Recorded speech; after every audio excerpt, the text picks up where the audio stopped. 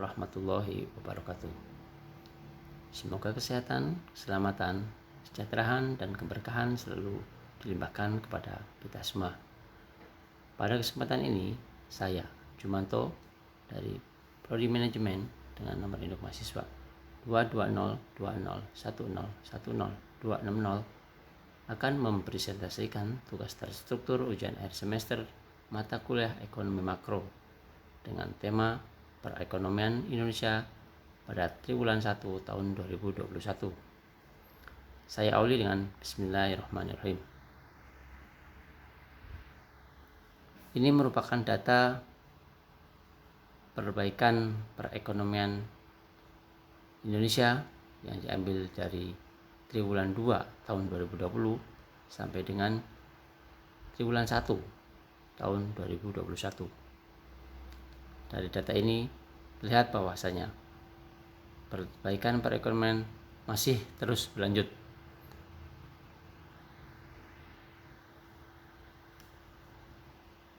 Perbaikan perekonomian dapat dilihat yang pertama dari produk domestik bruto triwulan 1 2021. Ini bisa diamati dari yang pertama sisi pengeluaran, di mana ekspor tumbuh positif, peningkatan permintaan dari negara mitra dagang seperti Tiongkok maupun Amerika masih terus melakukan peningkatan dengan nilai sebesar 6.74% year on year.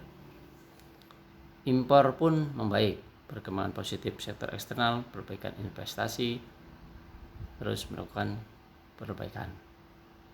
Konsumsi pemerintah meningkat. Akselerasi realisasi stimulus fiskal seperti belanja barang, belanja modal, dan bantuan sosial. Investasi meningkat. Kontraksi semakin berkurang dari kontraksi triwulan sebelumnya, yaitu minus 0.23%. Konsumsi rumah tangga masih terbatas seiring pembatasan mobilitas di seluruh wilayah akibat adanya pandemi COVID-19, sehingga dapat dikonklusikan bahwasanya produk domestik bruto triwulan 1 2021 didorong kinerja eksternal yang meningkat, akselerasi stimulus fiskal yang berlanjut. Yang kedua dilihat dari sisi lapangan usaha. Perbaikan dan pertumbuhan tertinggi pada sektor informasi dan komunikasi, pengadaan air, dan jasa kesehatan, sehingga dapat disimpulkan bahwasanya pertumbuhan ekonomi akan terus membaik. Bank Indonesia memperkuat koordinasi kebijakan dengan pemerintah KSSK paket kebijakan terpadu. Indikator yang kedua adalah dari stabilitas nilai tukar, di mana perkembangan nilai tukar pada triwulan 1 tahun 2021 sebesar 14.530 per dolar Amerika.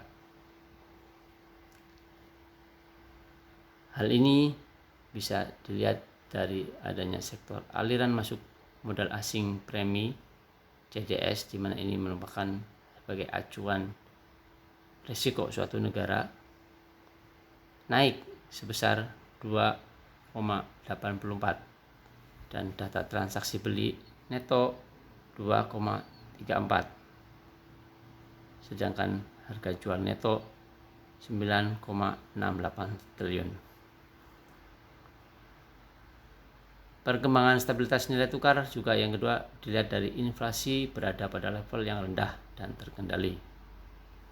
Hal ini komoditas penyumbang inflasi dari daging ayam ras, jeruk, cabai merah, minyak goreng.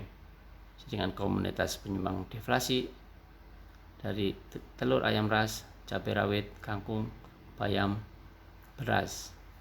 Sehingga perkiraan inflasi April 2021 sebesar 0,08%. Sehingga dari indikator stabilitas nilai tukar dapat disimpulkan untuk mencermati perekonomian Indonesia, dampak penyebaran COVID-19, BI menyampaikan perkembangan stabilitas nilai tukar secara periodik. Yang ketiga, inflasi indeks harga konsumen. Indeks harga konsumen naik sebesar 0,13%. Inflasi indeks harga konsumen tetap rendah, dipengaruhi peningkatan inflasi inti dan administered risk di tengah perlambatan inflasi volatile food.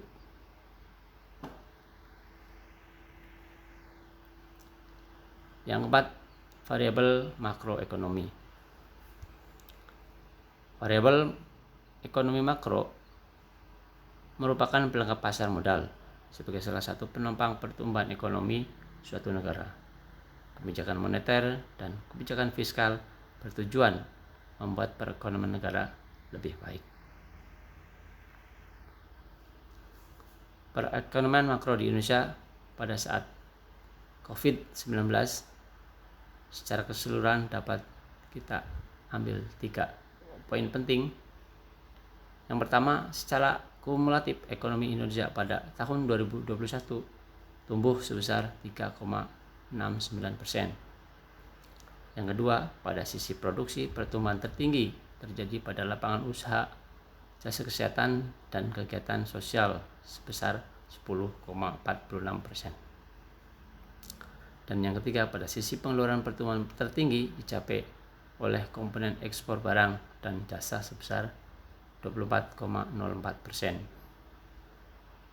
Sehingga dapat disimpulkan bahwasanya pertumbuhan ekonomi Indonesia diperkirakan akan terus membaik sejalan dengan prospek pemulihan ekonomi global, sehingga dapat bersaing dan tetap menjaga stabilitas ekonomi nasional. Sekian, kurang lebihnya mohon maaf. Assalamualaikum warahmatullahi wabarakatuh.